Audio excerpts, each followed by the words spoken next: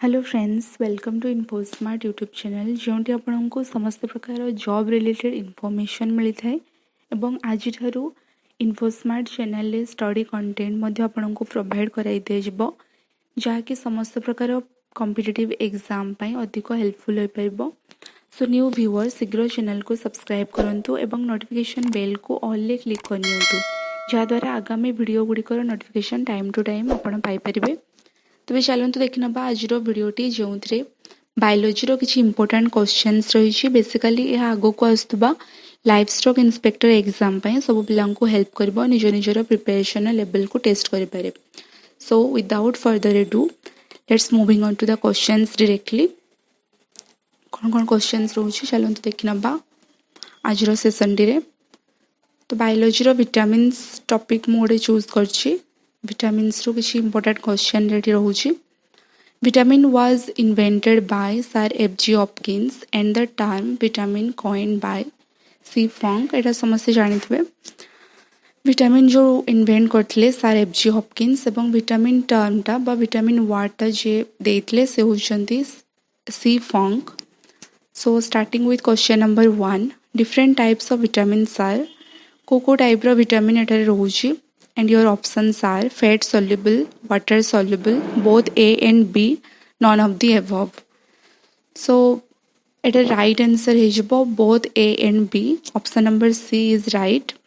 fat soluble एवं water soluble दुईटी type रो vitamin को डिवाइड करा है। फैट soluble रे विटामिन A, D, E एवं K आसजिबे एवं water soluble रे विटामिन B और C आसजिबे। So next बा क्वेश्चन नंबर 2 को Which of the following is the most essential nutrient for a woman during her initial stages of pregnancy to prevent birth defects? तो ए समस्त मध्यरु Kota most essential nutrient रहिबो गोटे women pi during her initial stage of pregnancy प्राथमिक pregnancy time रे जहाँ कि birth defect को prevent करबो बा बाधा दबो। So your options are thiamine, folic acid, vitamin C and vitamin E। thiamine होची vitamin B1 रो chemical name एवं folic acid his border vitamin B9 रो chemical name। So एटार right answer his vitamin B9 जोटा कि दिया है option number B रे। So next बा question number 3 को Which of the following food sources has the highest level of vitamin C? तो ये समस्त फूड सोर्सेस मध्यरु कोथरे विटामिन सी रो लेवल हाईएस्ट रोची and your options are parsley, broccoli, black currants, orange juice. तो right answer एटारे हिजबो option number C black currants जोड़ा कि आमे किसमिस बा ड्राई ग्रेप्स रु जोड़ा होइथाय बना होइथाय कुकिंग एकारे यूज होइथाय। So next बा क्वेश्चन नंबर 4 को Which of the following vitamin helps in blood clotting? blood clotting बा रक्त जमाट बांधिबारे को विटामिन टा हेल्पफुल होइथाय कहबार अछि and your options are vitamin A, vitamin C, vitamin D और विटामिन के। तो एटा बहुत इजी अछि समस्त जानिथिबे। राइट आंसर हिजबो option number D vitamin K. Vitamin K टा हेल्प करथाय ब्लड क्लॉटिंग पई। So next बा क्वेश्चन नंबर 5 को Which is the leading cause of blindness in children worldwide? Children मानक मध्य जो ब्लाइंडनेस बा अंधार कणा रोग देखा जाए वर्ल्ड वाइड सेटा रो कॉज कौन एठी ऑप्शन गुड़िक हिसाब से आपको कहबाक पड़ो। आउ आपनकर राइट आंसर हिजबो मु भाबुछटा समस्त जानिथिबे विटामिन ए डेफिशिएंसी रे ब्लाइंडनेस बा जो night blindness hyperkeratosis type रो डिजीज हेथाय सेटा विटामिन ए डेफिशिएंसी रे हेथाय। विटामिन ए को रेटिनॉल बा कैरोटिनॉइड्स भी कहा जाए तार केमिकल नेम। सो जिबा क्वेश्चन नंबर 6 को Which of the following vitamin deficiency causes beriberi रोग जो होता है सेटा को विटामिन डेफिशिएंसी होता है कहबाक पड़ो। सेटा जानिथिबे कि विटामिन बी डेफिशिएंसी होता है बट विटामिन बी रो भी टाइप्स दे दिया है B1 to B12 थाए विटामिन बी रो टाइप्स। तो से कौटा आपको कहबाक पड़ो कौटा राइट आंसर कौटा हम vitamin B1, vitamin B2, vitamin B6 और विटामिन B12 तो ये राइट आंसर हो option number A vitamin B1 deficiency रे बेरी बेरी होता है। सो नेक्स्ट जा क्वेश्चन नंबर 7 को which is most likely to develop scurvy a vitamin C deficiency। स्कर्वीटा विटामिन सी डेफिशिएंसी रे होता है डिजीजटी। तो एमानक मध्यरु सबुठु कहा भितर संभावना अधिक रोची कि स्कर्वी डिजीज देखा जिवो। And your options are a pregnant women, a malnourished child, a long time alcoholic or a person with the eating disorder anorexia nervosa। तो राइट आंसर एठारे हेजिबो समस्तंक पई option number C a long time alcoholic मानक मध्यरे scurvy disease देखा जाए जोड़ा कि विटामिन सी डेफिशिएंसी रे होता है। सो नेक्स्ट जा क्वेश्चन नंबर 8 को which of the following vitamin functions as both hormone and visual pigment.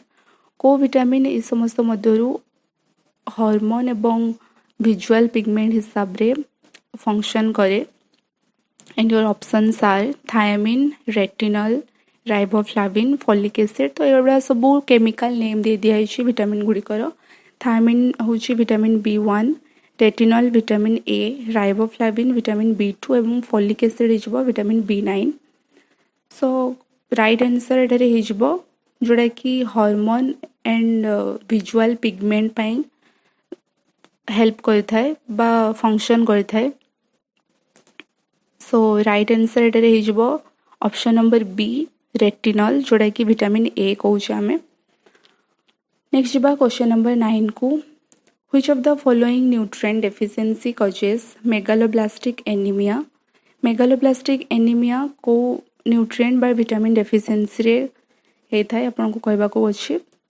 And your options are folic acid, niacin, pyridoxine, cobalamin. ने पुणी दे दिया है केमिकल नेम गुड़िक folic acid vitamin B9, niacin vitamin B3, pyridoxine vitamin B6 एवं cobalamin बा सियानो cobalamin जहाँ को आम कहू विटामिन B12 को। सो ये राइट आंसर हो option number A folic acid बा विटामिन B9। नेक्स्ट जा क्वेश्चन नंबर 10 को which of the following is A fat soluble vitamin.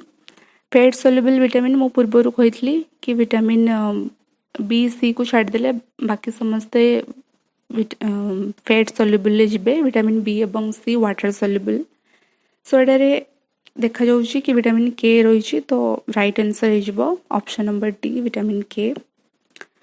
Next question which of the following diseases is caused by the deficiency of niacin. Niacin जोड़ा कि vitamin B3 deficiency रे को डिजीजटा देखा जाए है। तो स्कर्वी, रिकेट्स, एनीमिया एगुड़ा सब आम देखी सारे कि C-D विटामिन डेफिशिएंसी रे होता है। तो ये राइट आंसर हो ऑप्शन नंबर सी पेलिग्रा जोड़ा दिखाई विटामिन B3 बा नियासिन डेफिशिएंसी रे होता है। नेक्स्ट जा which of the following vitamin serves as a hormone precursor. Hormone precursor बा प्रतिषेधक हिसाब रे को विटामिन वर्क करता है। And your options are vitamin A, vitamin C, vitamin D and vitamin K. So ये राइट आंसर हो option number C vitamin D जोड़ा कि सनलाइट रु मिलता है। तो एटार केमिकल नेम एटारे हो कैल्सीफेरॉल विटामिन डी पाई समस्त मन रखि था। ये क्वेश्चन टी एग्जाम रे प्रायतः आसी थाए बहुत गुड़िक एग्जाम रे आसी। तो मन रखि था क्वेश्चन टी नोट कर नियंतु। नेक्स्ट जा question number 13 which of the following is the component of the coenzyme A. ए समस्त मध्य कंपोनेंट कहबा को अछि कोडा कोएंजाइम ए रो component. And your options are retinol, pyridoxine, retinoic acid and pantothenic acid. तो एटारे राइट आंसर हो क्वेश्चन नंबर 13 पाई option number D pantothenic acid जोड़ा कि आमे कही था विटामिन B5 रो केमिकल नेम। सो नेक्स्ट जा which of the following vitamin is also known as cobalamin. मु पूर्वर कही कोबालामिन बा सियानो कोबालामिन जोड़ा कि विटामिन B12 रो केमिकल नेम हिजबो एटारे तो एटारे राइट आंसर हिजबो option number D. Next question जिबा which of the following statement is false about ascorbic acid. Ascorbic acid कह जाए विटामिन सी को, विटामिन सी रो केमिकल नेम। सो एटा हूँ ऑप्शन गुड़िक ए समस्त ऑप्शन रु 3टी ऑप्शन करेक्ट अच्छी एवं बा ट्रू अच्छी एवं गोटे फॉल्स रोची। सो एटा राइट आंसर हिजबो ऑप्शन नंबर सी जोड़ा कि फॉल्स हम। It can be synthesized in the body. Vitamin C body रे सिंथेसाइज्ड हुए नहीं बिकॉज एटा गोटे water soluble vitamin. So next जा क्वेश्चन नंबर 16 को which of the following vitamins has a coenzyme function. ए समस्त विटामिन्स मध्यरु कहार कोएंजाइम फंक्शन रही and your options are vitamin A, vitamin C, vitamin B और ऑल ऑफ द अबव। तबे right answer हिजबो एटारे option D all of the above. Vitamin A, C and B समस्त विटामिन रे coenzyme function देखा जाए। Next बा question number 17 को which of the following food source are the best sources of vitamin A. Vitamin A रो source ए समस्त मध्यरु कोडा अधिक रहुची तो आपन को कहबा को अछि sweet potato, poultry, legumes, dairy products your options. So right answer एटारे हिजबो जेमति कि समस्त जानि पड़थबे स्वीट पोटैटो रे अधिक विटामिन ए देखा मिले। नेक्स्ट बा which of the following is a water soluble vitamin. तो हमें समस्त जानिछे कि बी और सी वाटर सॉल्युबल विटामिन। एटारे बी रो दुईटी टाइप दिया है B1 B2। So right answer हिजबो all of the above. Option number D हिजबो राइट आंसर क्वेश्चन नंबर 18 पे। नेक्स्ट बा क्वेश्चन नंबर 19 को जोड़ा कि दिया है weakness in muscles and increase in the fragility of red blood cells is caused due to the deficiency of which vitamin. तो आपन को कहबा को अछि कि मसल वीकनेस बा जो फ्रैगिलिटी इंक्रीज हुए आरबीसी रे बा आरबीसी फॉर्मेशन रे जो कमी देखा जाए सेटार कॉज कौन को विटामिन डेफिशिएंसी रे एटा देखा जाय थाए। सो ऑप्शन गुड़ी कहूँ deficiency of vitamin E, vitamin D, vitamin C और vitamin K. So at right answer हो deficiency of vitamin E. Vitamin E deficiency रे समस्त लक्षण देखा जाय थाए बॉडी रे। तो विटामिन ई रो केमिकल नेम एटा हो टोकोफेरॉल। नेक्स्ट आमर क्वेश्चन जिबा क्वेश्चन नंबर 20 जोड़ा कि आज last question which of the following is the scientific name of vitamin K. Vitamin K row scientific name आपन को कहबा को अछि। तो ये समस्त साइंटिफिक नेम और केमिकल नेम मध्यरु मु सब गुडी को कहि सारछि पूर्वरु।